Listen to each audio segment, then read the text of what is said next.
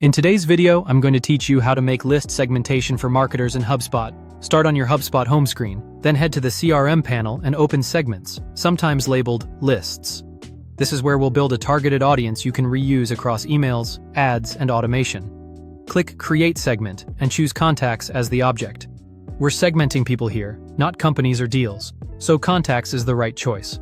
You can add a description now or later. If your subscription includes AI assistance, you can generate one automatically. If not, a short manual note works fine. Descriptions help teammates understand the purpose and avoid duplicate lists. Click Next, then rename your segment. I'll call it Segmentation for Marketers.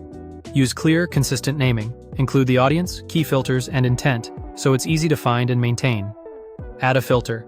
Filters are the core of segmentation. They define who qualifies, keep your messaging relevant, and improve reporting accuracy. Well-chosen filters reduce unsubscribes and spam complaints by ensuring only the right people get the right content. Also remember, multiple filters typically combine with "and" logic. That means contacts must meet all conditions unless you change grouping. Search for Lifecycle Stage and select it. Lifecycle Stage tracks where a contact is in your funnel: subscriber, lead, marketing qualified lead, and so on. Segmenting by stage lets you align messaging with readiness to buy. Choose Marketing Qualified Lead.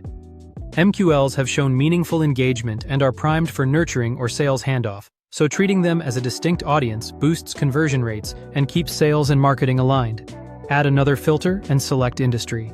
Industry helps you tailor your value proposition, examples, and offers to each vertical. Combining industry with lifecycle stage multiplies relevance by targeting the right people with the right context.